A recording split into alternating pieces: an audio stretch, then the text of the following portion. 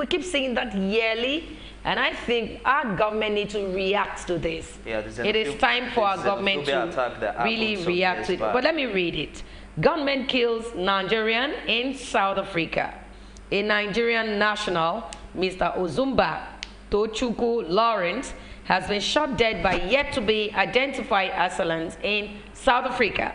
The incident was said to have occurred at 10 Kobe Middelburg in South Africa this month, actually 6th of July 2018.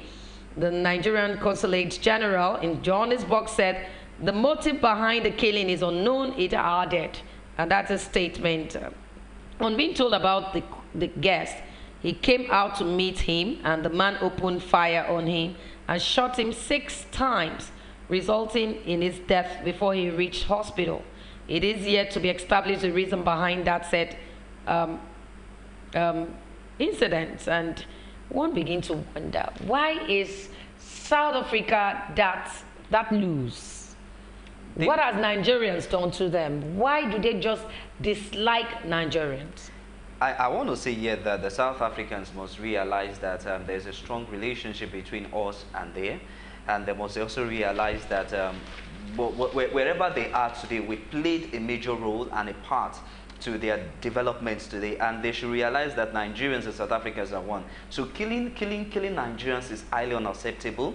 The government of South Africa should begin to look into it and see how they can just bring harmony between South Africans and Nigerians residing over there, and also the foreign ministries. I'm calling on the Minister of Foreign Affairs and also the Special Advisor to the President on Diaspora, Honorable Dabika Arewa, to look into this to ensure that the killings of Nigerians in South Africa needs to come to an end. Nigerians in South Africa has a good relationship. Some of the big organizations here, I don't want to mention names, are owned by South Africans, and yet we've not seen any Nigerians disturb them. Overreacting about that. They must realize that South African Nigerians will won. Well, a friend of mine told me that South are lazy people, but Nigerians are very hardworking. So in South, what they do is they just envy Nigerians because they work hard and they get loads of jobs.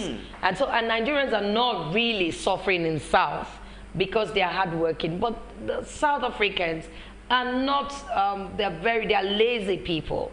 And so they envy Nigerians in South. But I think we need to take up this. It's getting too many, and something must be done. Well, this is where we come to an end for this segment, the newspaper review segment.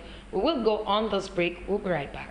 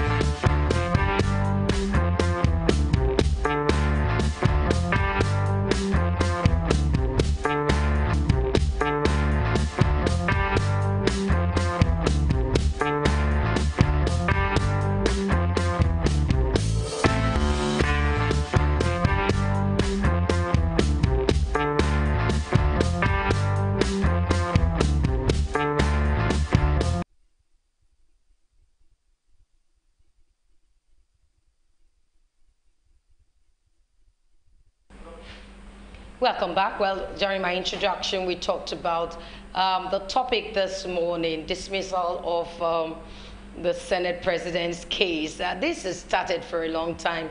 And even in 2016, it was rearranged.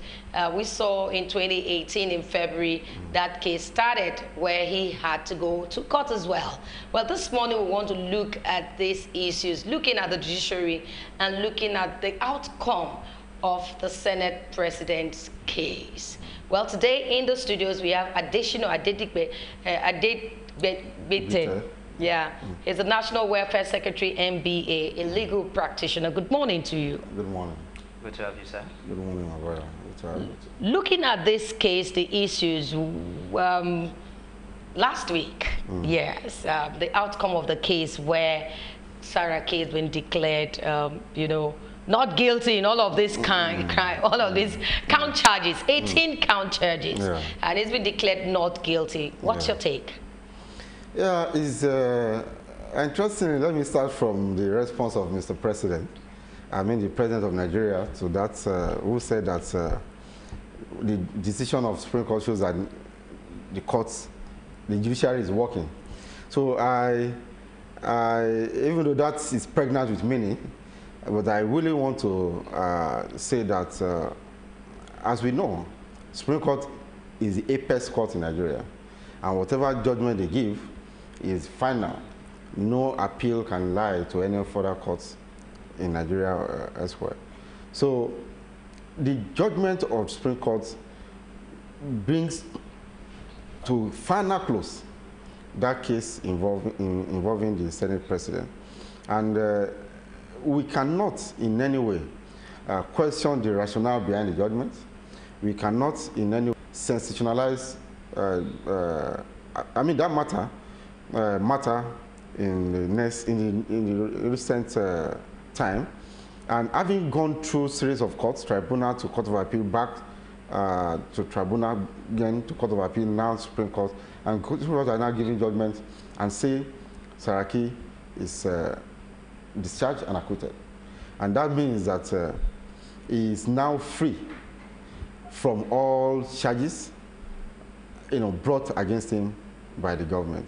And the implication of it is that the Supreme Court has now put a stamp on the innocence of the Senate President. It means that whatever could be the rationale for taking him to court in the first place was either not properly investigated or the case was abysmally handled by the prosecutors. But as it is, that case is dead and buried. And let's quickly look at this case in another perspective now. At a point in time, the case was closed, and again, the case was also reopened. I want us to look at this from another perspective. Don't we see politics play here? No. You see, the point really is that at any point in time, the government has the right and authority to institute action against any citizen who they believe has committed any criminal offense or infraction. And what we saw play out at the tribunal was, to me, the brilliance of the lawyers who handle the matter, getting most of the charges thrown out because of the failure of the prosecutors to get the court to prove beyond reasonable doubt those allegations. And you see, like I mentioned earlier, that it could be for reasons of abysmal prosecuting of the matter, or the failure of the investigative authorities to have done proper investigation even before the matter was brought to court in the first place. Also, a defense has a lot of role to play in getting an accused person off the hook. So if you see the failure, it's unfortunate that most of the people in the public sometimes see lawyers as if you're trying to be dramatic or lie. But the point is that law is law. If there is a lacuna, if there is a loophole created by failure of anybody in the corridor of investigation or prosecution, the defense can certainly use it, and that's why you're a lawyer. That's the job of a defense lawyer, to use it to destroy the case of the prosecution. And in this particular case, the matter went because at a point in time it was appealed, and it was thrown back that the tribunal should hear the matter on its merit based on the charges that were left, because some charges were thrown out, some were left, and eventually, at the end of the day, we saw that the Supreme Court has now given the final authority on the matter. To me, I do not see it being, I mean, the back and forth being politics, but the case in itself, the entire case itself could be politics. Okay, but looking at the case, because this ran for about 3 years, counter trials and trials and allegation. The allegation wasn't a small allegation. Yes. Where you're talking about asset declaration from a personality as Saraki. You know, he's a Senate president, and we saw where he was docked in court. Yes. Loads of implications if you look at it critically. And now I want to find out from you, now that he's innocent or wasn't found guilty, will they retract? Is it better for them to retract all of those statements that was made? And why is our investigative arms not really digging through before coming into public? Because he was launched, you know, in the media, in the social media, everywhere. Why do we have cases where we assume that, hey, they are doing their job, and at the end of the day, you will hear that this person is innocent? Why do we have that kind of system in Nigeria? He actually does not have any right of action against the government, because he was not falsely accused and prosecuted. They have good ground to prosecute him. What really happened was that the government failed to actually prove their case beyond reasonable doubt in court. So that does not mean that there was no infraction. The infraction actually was there, but it may not be to the extent of the action or charges that were levied against him. And at the same time, it is also the failure of the prosecution to nail him to that crime that led to his being let off the hook. So it is neither here nor there. So it cannot really have any. Can the Supreme Court's judgment really strengthen the legislatives? Can their judgment in this kind of case strengthen democracy? Certainly, certainly. You see, the judicial powers of the country, as enunciated in Section 6 of the Constitution, is the judiciary that has judicial powers from the High Court to the Supreme Court to, you know, decide on issues brought before them. And the Supreme Court, as the apex body, has the sole jurisdiction to decide issues of constitutionality, interpretation of constitution, and dispute between state and federal government and state. That once there is a decision on such matters, the matters more or less becomes law. And the legislature ordinarily could factor that in and even make law based on judgment of Supreme Court. So, but they must not necessarily even make law. It will actually only strengthen their position when they are taking issues based on what has come out of the judiciary as should it judgment. take this long? Because for close to 3 years, should it take this long to deliver a matter like this? It is actually one of the fastest decisions.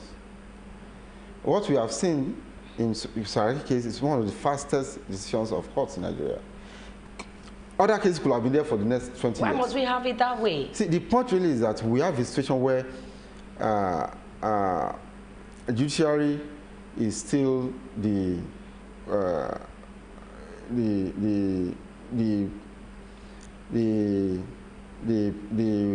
do I put it now? They are the one that actually suffer the lot of the Nigerian state.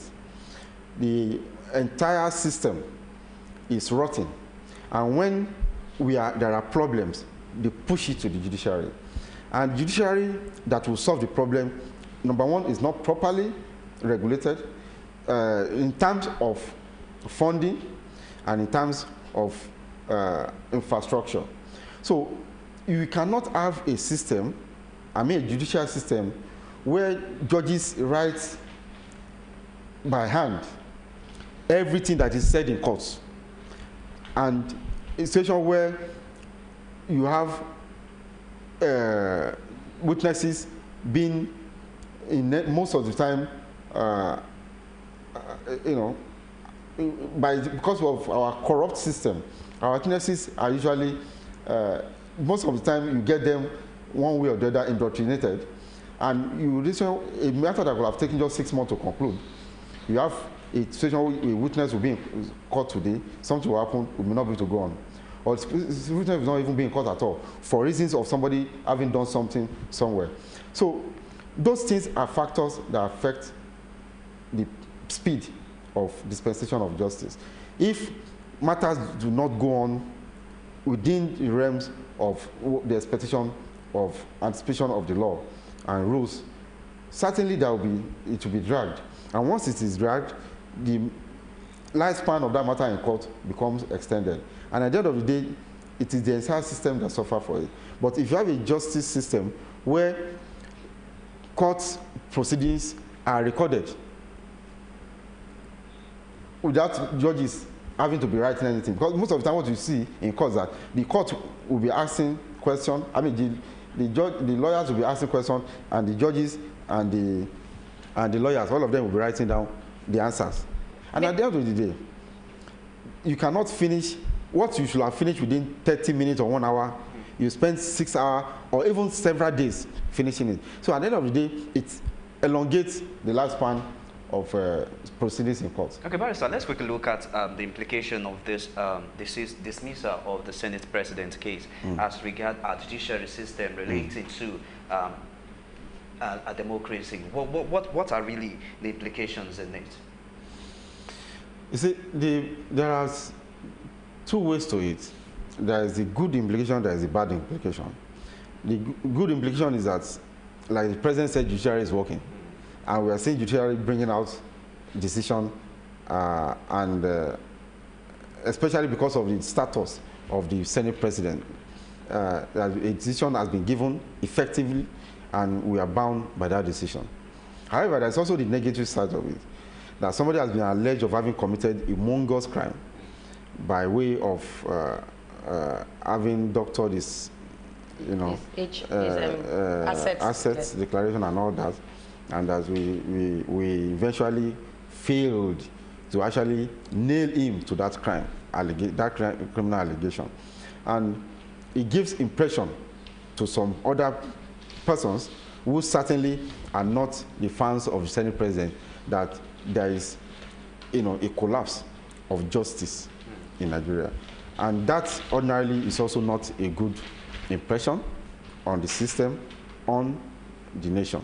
Because if you have a society who also believe that there is no justice, people who are the big people, the big wig, are not being brought to book, and judgment is never against them. It means that justice is now being seen as one-way traffic. Justice is not supposed to be a one-way traffic. It's supposed to be for the criminal, for the complainant, and for the society.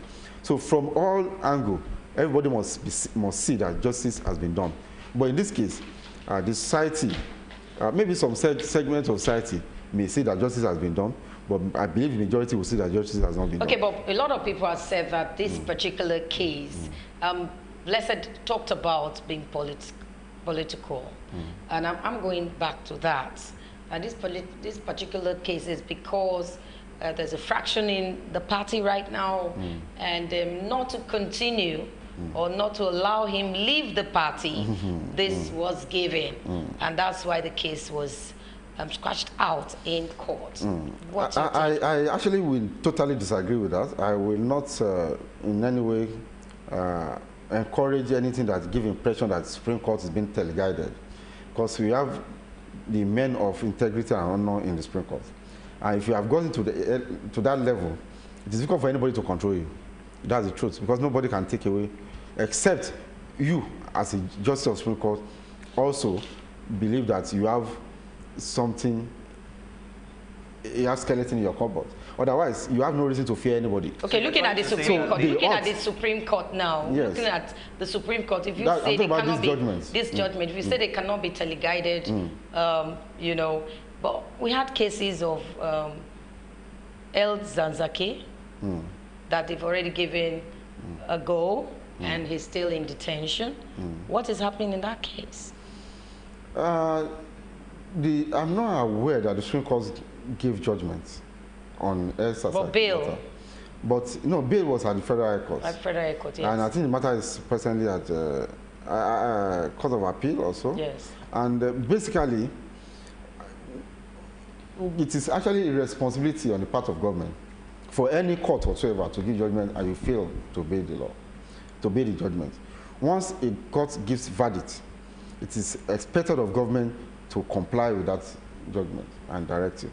It is only where you have good reason to appeal that judgment and you carried out that right of appeal within time, that will see that this government means business.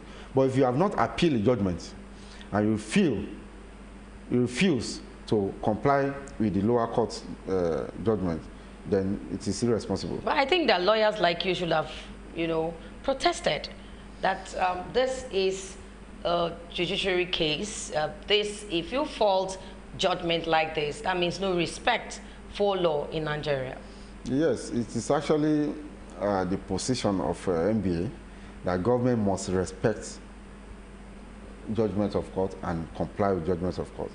The Nigerian Bar Association has said it repeatedly, severally, as every opportunity that we have, to tell governments that government must comply with judgment of court. And it is only when government complies with judgment of court that they give impression to the public that there is rule of law. Because if government itself fails to comply with judgment of court, then how will citizens who got judgment be able to execute their judgment? Now, Barrister, I was about asking you, as regards both what she said and what I also said earlier on in the course of our discussion here, you said that at the Supreme Court level we have men of integrity over there, which we do expect of them. Now, with the way politics is going on now in our country now, didn't you think that the verdict that was given was induced politically? No, I disagree that. I will not think in that direction. I believe seriously that it is not for anyone to assume that government, because it is tantamount to saying that government actually bought the judgment.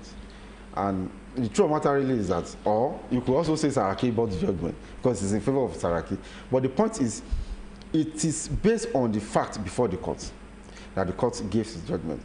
You see, none of us is a party in that suit. There are things the judge sees that other people don't see. If you have case filed before you and you look at the laws and you look at the arguments of lawyers, you look at the charges against, because it's a criminal matter, against the defendant, you have to look at what are the facts that link the person to the crime and what have been established in the course of trial to actually prove the matter beyond reasonable doubt. As long as there is element of doubt, and that's what the law says, once there's element of doubt that fact brought before the court does not in totality support the allegation, what the court should do is to, discharge the accused person. This surely, this is obvious that no matter the allegation, the truth will definitely prevail in any matter. But I know that there are some people out there that have cases in government waiting for their turn, the case to be delivered, and they're still just waiting. You talked in your discussion about lawyers still write instead of computing, you know, still use writing and the rest. What do you think the government need to do when it comes to judiciary in Nigeria? You see, government actually needs to do a whole lot, and we know that to a great extent. I'm happy that the president about 2 weeks ago signed into law a bill or now acts to make judiciary independent, to have financial independence. Ordinarily, in a situation where even without financial independence, if their funding do not increase, it may not really have so much impact, because it is when they have adequate funding that they can be able to have money to buy all the gadgets. And we also appeal to the judiciary to learn to manage their fund properly, because we could cut on some unnecessary spending to get certain things but it is only applicable actually at this point in time to Supreme Court, and I think basically Supreme Court. Most of the other courts still rely on government. So, for instance, in Lagos State, I'm aware that the Chief Judge of Lagos State cannot even employ a cleaner. It's as bad as that. A Chief Judge cannot employ a cleaner. It has to come from the state government, because they are so controlled to the sense that their finances is as determined by the state. So how will such state work? It judiciary cannot work in the situation that we have at the moment. We must move from where we are, the level that we are, and go to the level of real independence of judiciary, financial autonomy, and at the end of the day, the judiciary must also be properly monitored to ensure that their funds are being judiciously utilized, and there must be increased funding, because it is when the judiciary is properly funded and they are discharging their duties effectively that the society will even get the justice they desire. See, when you do not have justice, there is tendency for people to resort to self-help. If you have matter that is in court, I was saying earlier that Saraki matter is one of the fastest matter. Fastest for 3 years.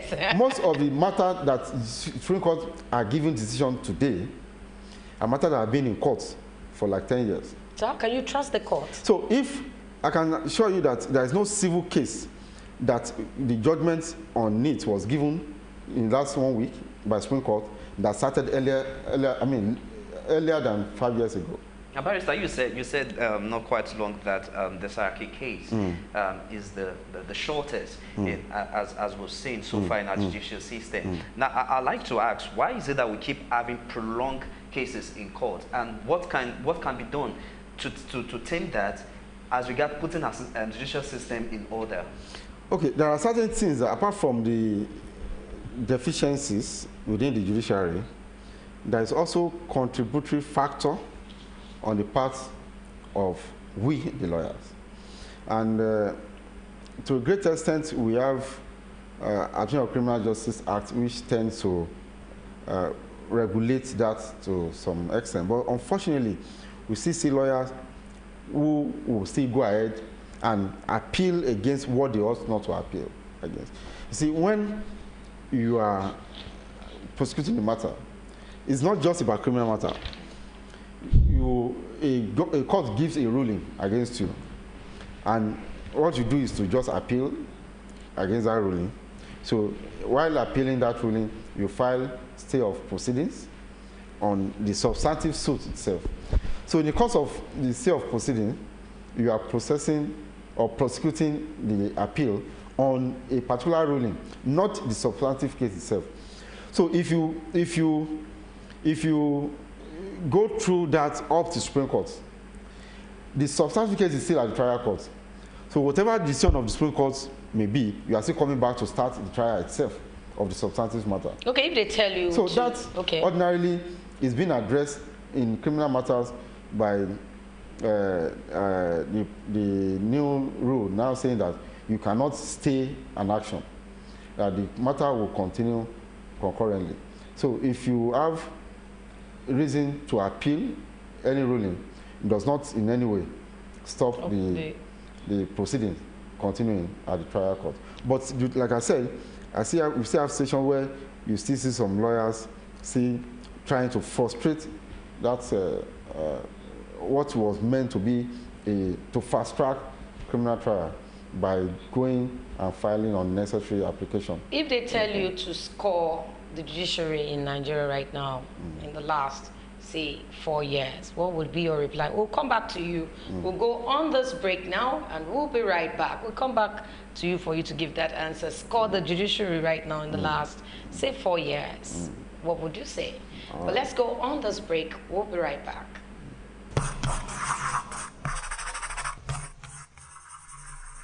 Superdawn, your daily live current affairs program where topical issues that border on politics, economy, sport, and sizzling national issues are analyzed, now holds every Monday to Friday, 8 a.m. to 10 a.m. on Superscreen Television.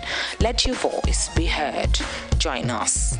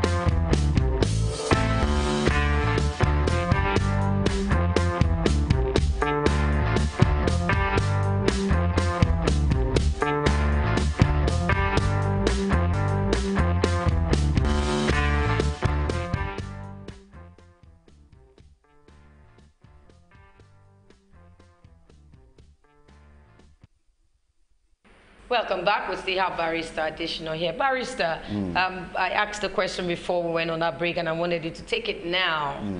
How can you score the judiciary system in Nigeria? Looking at the cases, and honest, yes. Looking at cases, you see, you cannot actually score all of them together, because there are courts that are working effectively. There are hierarchy of courts working well. There are some states where the courts are working well. And so if you want to score, I will score based on the courts. Okay. For instance, in Lagos, probably I will score the Lagos High Court 50%. And if I have to score National Industrial Court, for instance, I'll score them 75%. So the industrial courts, they're doing well. It's the most efficient court in Nigeria. If I'm to score Federal High Court, maybe I'll score them 60%. And I have to score the Supreme Court. Court of Appeal. Court of Appeal first. Court of Appeal, I'll score Court of Appeal maybe 40%. My goodness. Yeah, if I have to score the Supreme Court, we'll score them 50% as well. So the judiciary, the industrial court, you score them higher. Why did you say that? Because it's the most technological compliant court in Nigeria. It's the most effective court in Nigeria. Their process is almost self-regulated. It's that court that all you do is just go and file your process, and you just wait for them to contact you and tell you the date. You don't need to see anybody for your matter to be assigned. You don't need to see anybody for your matter, for your process to be served. But in other courts, especially the high courts, you keep going back to court, looking for who your matter has been assigned to, or trying to ensure they assign your matter, or trying to look for who is the sheriff that will serve your matter, and serve your process. So the process is jaundiced. But National Industrial Court is, I think, the most effective. Can't we have the other courts get to that level where technology is the key thing? I know some courts are trying. I know the Lagos State, particularly under the current Chief Judge, has been doing a lot. But that lot is not good enough. They need to do more. Because I have personal experience. There are cases filed in my chambers in the last few weeks. In fact, in the last 1 or 2 months, that it was only just Friday or Thursday they were able to get a date for the matter will come up. After having filed for over a month. Are you saying you've been going back and forth, forth? My staff and lawyer have been going to court looking for, solution. But we cannot go and start. For instance, I actually spoke with one of the magistrates, and I had to complain what is happening. I was supposed to meet even with the judiciary, with the Chief Judge for something else entirely. But I will not go there and be discussing my personal matter, because it will undermine the office of the Chief Judge and also affect my own principle as a person. I don't discuss. I will also see my Lord on different things entirely, more like a courtesy visit. But when you talk about the efficiency under the current leadership in the judiciary of Lagos, it is, I would say, is a radical departure from what we had. What other states do you think, what state do you think they need to up their games? What state? You see, most states, aside Lagos states, most states in Nigeria need to up their game. Most states in Nigeria, practically every state, you have one complaint or the other. I can't just start naming a particular, but practically every state. Now, Barrister, based on the ratings, it's quite obvious that we still have some loopholes in our judicial systems. And I'd like to ask you, why have our state judicial system not gotten full autonomy to rule and practice their legal practice independently? No, they don't have the autonomy. That's why I mentioned earlier that the Chief Judge of Lagos State cannot even employ a cleaner. So that means there's no autonomy. And the fund still comes from the federal. They make money. I mean, they make money. The judiciary, Lagos judiciary makes so much money. But that money does not come to them. The money goes to the state, not the federal, the state. Because the state government actually, that's why, anyway, Lagos State Judiciary is one of the most paid or better paid states in terms of... because of what it generates anyway. Lagos State and Rivers State.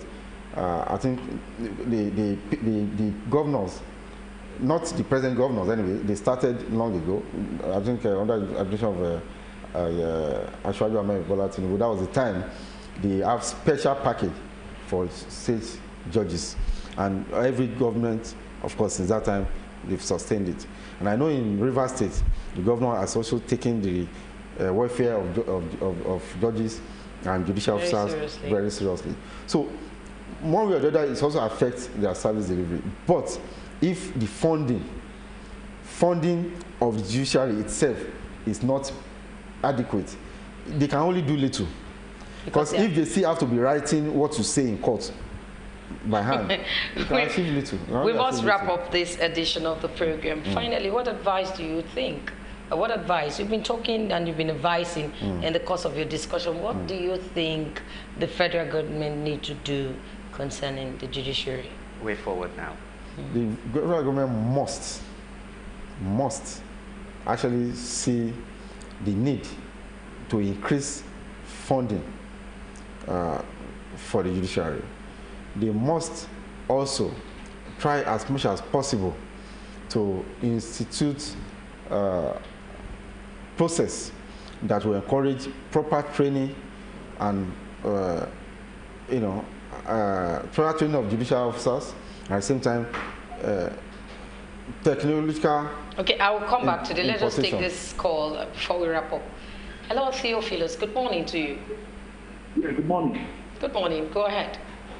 All right, I just wanted to corroborate.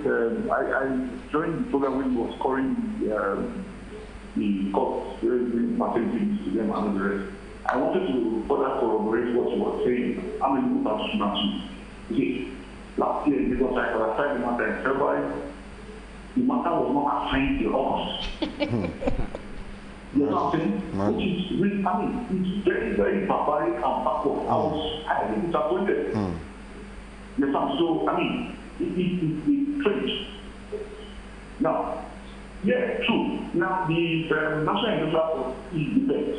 I second what you said. I won't score them by 85%. You know what I'm saying?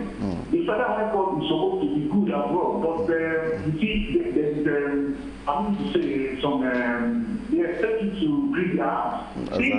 Grease, explain greasing your hands. Explain it.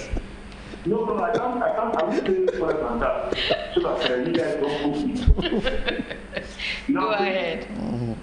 So, okay, now I know of far back at 2007 or thereabouts, they will have these courts that had typing people that they will record. I remember when I used to appeal for you don't write, you just talking and then they are going to recording. I don't see it happening now. There's a particular court, you go to the Federal High Court. The man writes manually. When you go to the court by 9 a.m., the rest are sure that you are leaving by 4. Yes, it's a living. You know what I'm saying? So, I mean, are they going forward or are they coming back? I mean, let's say by traditional that issue. Are they going forward or are they coming back? Okay, but what advice do you have for them? Your advice for them, for the federal government, for the state government. Your advice. So, this is the technological advancement everywhere. Yes. So they should catch in on the technological advancement. It's making things easier in order to so other foreign jurisdictions.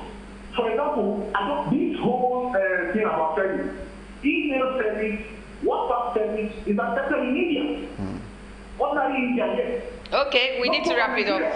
Thank you so much. Theophilus, thank you so much. Yes. To pick something out of what he said. Yes. Actually, I think it was also under the administration of Governor Fashola that procured these recorders for the High Court. The High Court. But to our surprise, none of those recorders are working. Have you seen it? They were in court then. But even at that time, some courts were using, some were not using. Not all courts benefited from it. But now, even those courts who had it at that time, they are no longer working. Way forward, we're ramping up. So way forward is that there must be, effective justice system. Because in having effective justice system, you must empower judiciary. In empowering judiciary, you must fund them properly. You must give them technology and all the tools they need to do their work. It does not cost so much for government to deploy this technology in all courts. Because when you have matters being dragged for too long, citizens will no longer have trust in government. They will resort to self-help, and in that situation there will be security challenges, and you have situations where people ordinarily would rather go and get thugs to evict somebody, okay. Or even attack. Okay, before I just round you off, something happened to you on Friday, and one has to be careful. You were attacked on Friday. Can you let the public know what happened? Yeah, actually I was attacked by gunmen on Friday night at about 11:25 p.m. on Friday. Actually, it was a dramatic and like a movie scene. I succeeded in escaping simply because of my resolve that I will not allow whatever they want to do to be successful. It happened very close to my estate, just immediately after Bega. I live at Sherry North. In fact, my estate is just by Channels Television. I just saw a vehicle trying to overtake me, just like less than 100 meters to where I'm going to make a detour towards my estate. And immediately I saw that I usually don't allow people to overtake me in the night. So I increased my speed. Immediately they saw me that I increased my speed, they also sped towards me and started shouting, "Park, park!" I was wondering, who are these people telling me to park? So the next thing I saw was the guy waving a gun at me, that if you don't park, I will shoot you. I just increased the speed to that even if he's going to shoot the gun, he will not get towards me. Because my vehicle was bigger and, of course, a bit more effective than theirs, the car could not overtake me. Meet you up. So we were both struggling. And eventually, when I was about to turn towards my estate, the guy released the shots and attempted to block at that time. But because I sped off towards my estate gate, they failed to follow me to the gate, because there was security at the gate, and all of them, immediately they had the gunshot, they also came out immediately. I was wondering what was happening. So when they saw the security, they just took a detour. And in the process, I wouldn't know, they later said it was pellet or whatever that came out of the gunshot that gave me a minor injury in the head. In fact, I'm wearing this hat because I have to cover my injury. I may not have to be opening my hat for public to see, but I have a bandage, around my head. We thank God that you escaped and you're alive, and that's to show that we have to be careful looking at the security in this country, especially also now right now in Lagos. It happened in Lagos, so one has to be careful. I want to thank Barrister Adeshina Adegbite, the National Welfare Secretary of the NBA Lagos. Thank you for coming for this edition of the program. Many thanks for your time. Thank you so much for having me. Well, we'll go on this break. Is football segment up next, and the finals are here. We have France, we have Belgium, we have Croatia, and England. Who will go with this trophy? The guess is as good as mine. Let's go on this break, and Prince Wiloveso might have maybe predict and win something from me. We'll go on a break. A sports segment. We'll be right back.